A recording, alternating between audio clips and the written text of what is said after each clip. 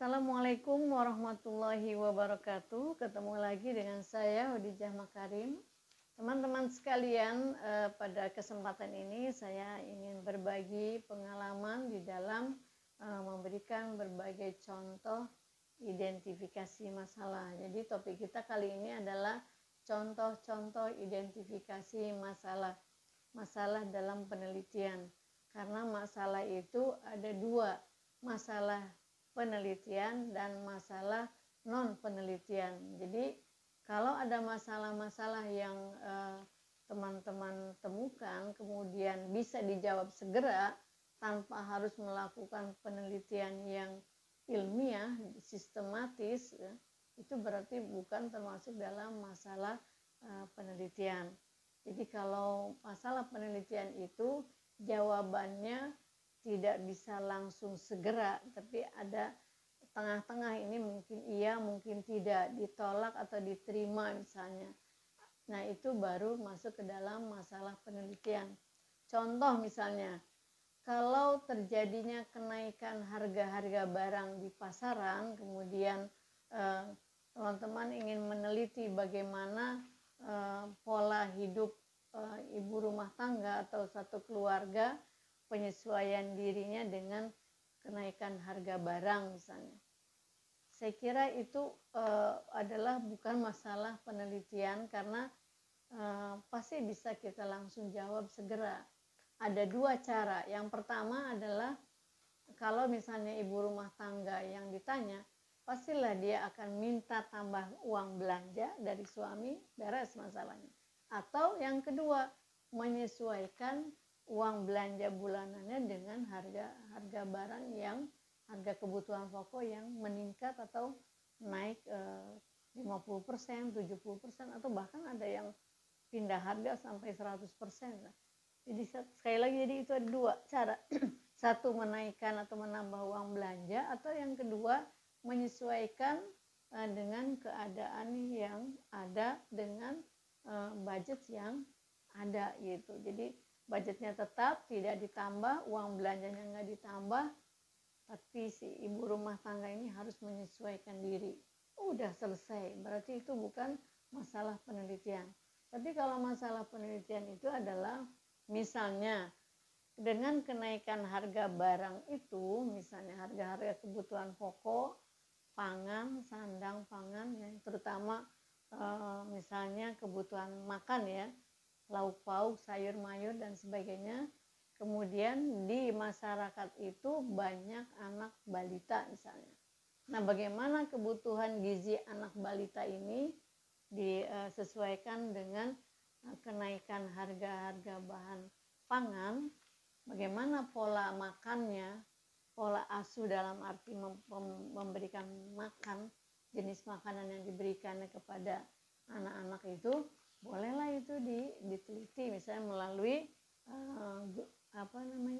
rumah tangga yang ada di dalamnya salah satu anggotanya adalah anak yang sedang dalam masa pertumbuhan, kebutuhan gizinya sangat tinggi, sedangkan bahan makanan meningkat tajam gitu, perubahannya misalnya harga-harganya naik tajam. Nah, itu diteliti gitu, boleh, itu masuk dalam masalah penelitian. Kemudian hari ini kita akan mencoba beberapa contoh, kita lihat ya, misalnya yang masuk di dalam contoh-contoh identifikasi masalah. Yang pertama, anak berkesulitan belajar. Kalau teman-teman akan meneliti anak berkesulitan belajar, misalnya akan meneliti tahap-tahap penyelesaian masalah kesulitan belajar siswa, maka identifikasinya adalah kita lihat, satu, nilai pelajaran menurun misalnya. Yang kedua, kalau belajar dia mudah lupa. Kemudian di dalam kelas sering melamun, atau kalau di rumah juga belajar dia sering melamun, mungkin kita dapat informasi dari orang tua. Kemudian mudah menyerah gitu. Jadi kalau ada pelajaran sulit sedikit saja, dia sudah nggak mau lagi menyelesaikan, lebih baik menarik diri. Jadi cepat menyerah. Kemudian sulit untuk dimotivasi gitu. Jadi setiap kali diberi motivasi selalu menolak misalnya. Nah, itu adalah contoh identifikasi untuk menunjukkan bahwa seorang anak atau seorang siswa mengalami kesulitan belajar. Nah, kalau itu sudah ditemukan, barulah kamu merumuskan masalahnya. Yang kedua, contoh yang kedua, siswa yang bermasalah. Jadi bermasalah umum ya, kalau tadi khusus kesulitan belajar, sekarang siswa yang bermasalah. Misalnya kita katakan bahwa A, B, C adalah termasuk siswa yang bermasalah di sekolah. Apa identifikasi masalahnya? 1, hasil belajar menurun. Hasil belajar itu artinya bisa kognitif, afektif, atau psikomotor. Ya, bukan hanya nilai angka, tapi bagaimana karakternya, kepribadiannya, sikapnya, yang tadinya santun sekarang berubah. Jadi hasil belajar secara umum menurun. Kemudian kalau belajar kurang fokus misalnya. Yang ketiga, sering murung di kelas, sering mengisolir diri gitu. Kalau teman-temannya bermain, istirahat, dia lebih memilih sendiri aja lah gitu ya. Kemudian kalau ke sekolah sering datang terlambat. Terlambatnya juga bukan sedikit, lama misalnya 20 menit, 30 menit misalnya, bahkan lebih dari itu. Dan itu sering dilakukan. Kemudian sering berkelahi misalnya.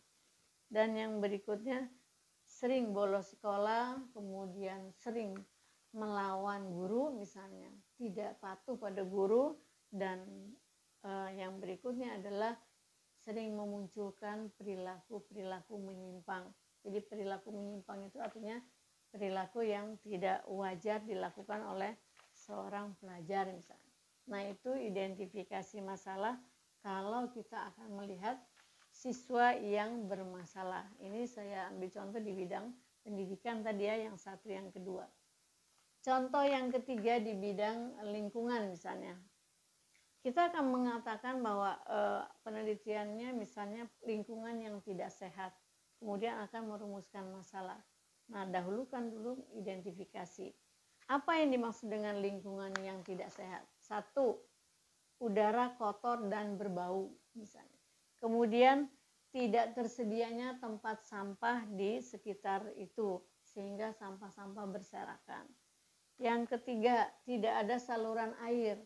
Saluran air sebetulnya ada, tapi pada umumnya di kota-kota besar itu saluran air ditutup ya, ditutup dengan semen misalnya, sehingga tidak ada lagi terlihat saluran air.